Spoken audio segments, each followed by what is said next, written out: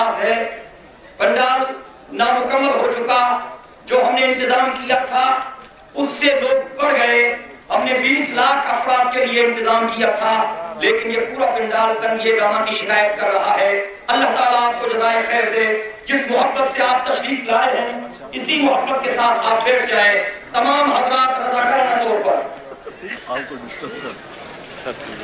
جلوگر ہے عالم اسلام پر دارالعلوم، جلوگر ہے عالم اسلام پر دارالعلوم، بن گیا ہے مرکز اہل نظر دارالعلوم، بن گیا ہے مرکز اہل نظر دارالعلوم، مقتدر ہے معتمد ہے معتبر دارالعلوم، علم کی راہ کا ہے راہبر دارالعلوم، در حقیقت دید و دل کی لطافت تو کجا، روح تک خوش ہو گئی ہے اے میرے دارالعلوم، مضطرب دل کو سکون و چشم مستر کو قرار، نور افشاں ہو گیا ہے جس قدر دارالعلوم، علم و فن فکر و نظر سے یہ چمن معمور ہے، نام بھی رکھا ہے کیسا خوب در دارالعلوم، مرکز علم و عمل ہے منبع رشد و خدا، مرکز علم و عمل ہے منبع رشد و خدا،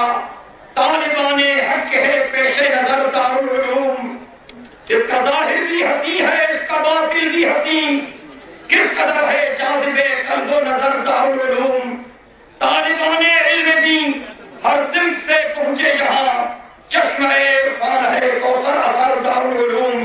میں خطاب کے لیے درخواست کر رہا ہوں مادر علمی دارالعلوم دیوبند کے شیخ الحدیث حضرت مولانا عبدالحق اعظمی صاحب کی خدمت میں وہ مائک پر تشریف لائے اور اپنے خطاب سے نوازے۔ نعرہ تکبیر، سر بکف سر بلند، سر بکف سر بلند، سر بکف سر بلند، جمعیت علماء اسلام، جمعیت علماء اسلام، قائد جمعیت حضرت مولانا فضل الرحمان۔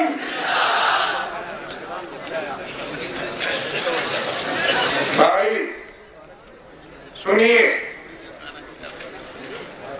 خاموشی چاہیے، یہ نہ کریں، یہ نہ کریں، منع کیا آپ نے، ادھر سے بیٹھ جائیں، خلل ہو رہا ہے، نہ کریں۔ یہ حضرات جو کھڑے ہیں بیٹھے اور جو بول رہے ہیں وہ چپ ہو جائیں۔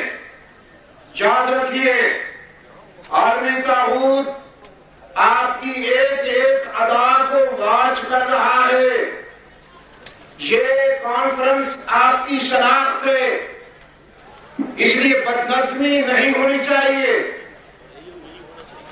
مادر علمی کے شیخ الحدیث دارالعلوم دیوبند کے شیخ الحدیث تشریف لا رہے ہیں، توجہ سے سنیے، کوئی آواز ادھر ادھر سے نہیں آنی چاہیے۔ تشریف لا رہے ہیں مادر علمی دارالعلوم دیوبند کے شیخ الحدیث حضرت مولانا عبدالحق اعظمی صاحب۔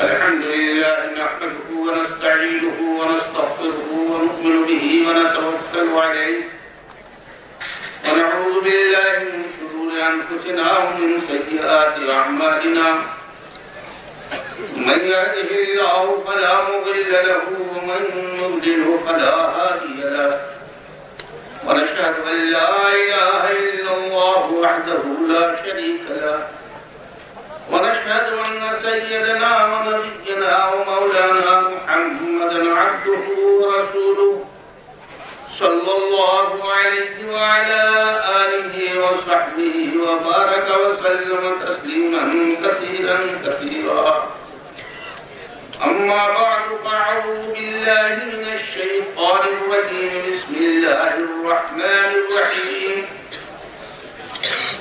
يا أيها الذين آمنوا اتقوا الله وكونوا مع الصادقين. حضرات علماء کرام و معزز حاضرین،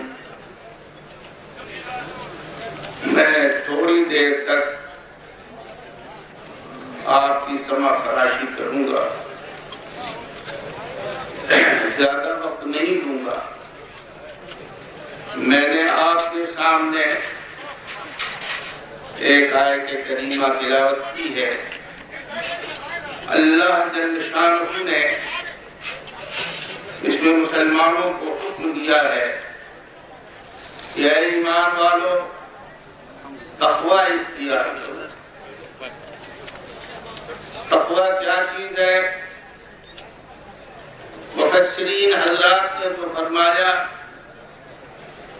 امتثال اوامر و اجتناب نواہی.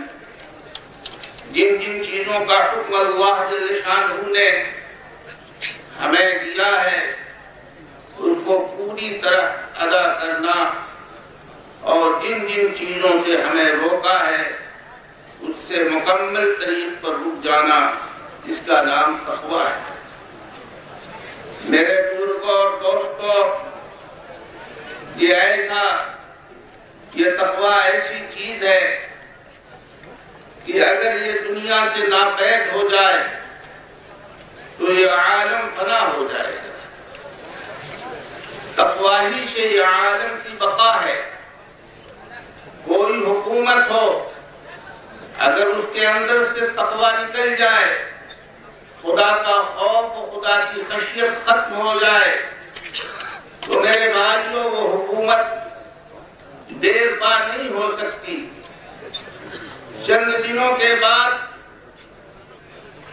اس کے مظالم سے لوگ اکتا کر کے اسے خیر بات کر دیں گے.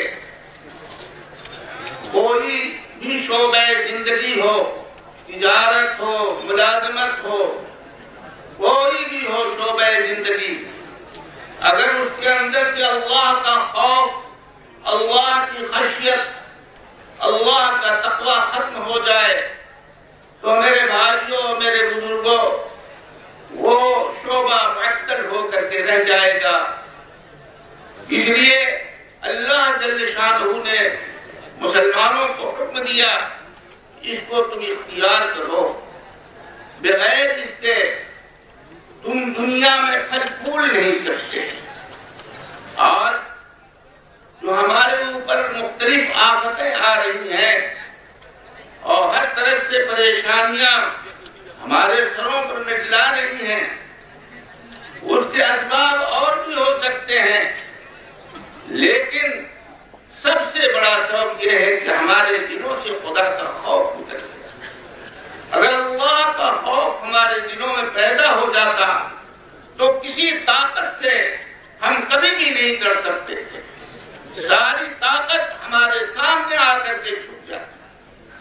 میرے محترم بزرگوں اور دوستوں، آپ صحابہ کرام کی زندگی کو دیکھیں، تابعین کی زندگی کو دیکھیں، تبع تابعین ہیں، ائمہ مجتہدین ہیں، ان کی زندگیوں پر نظر ڈالیے.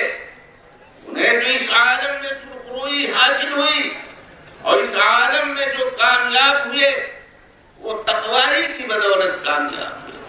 ان کے دل میں اللہ کا خوف تھا، ہر چیز کا لحاظ رکھتے تھے.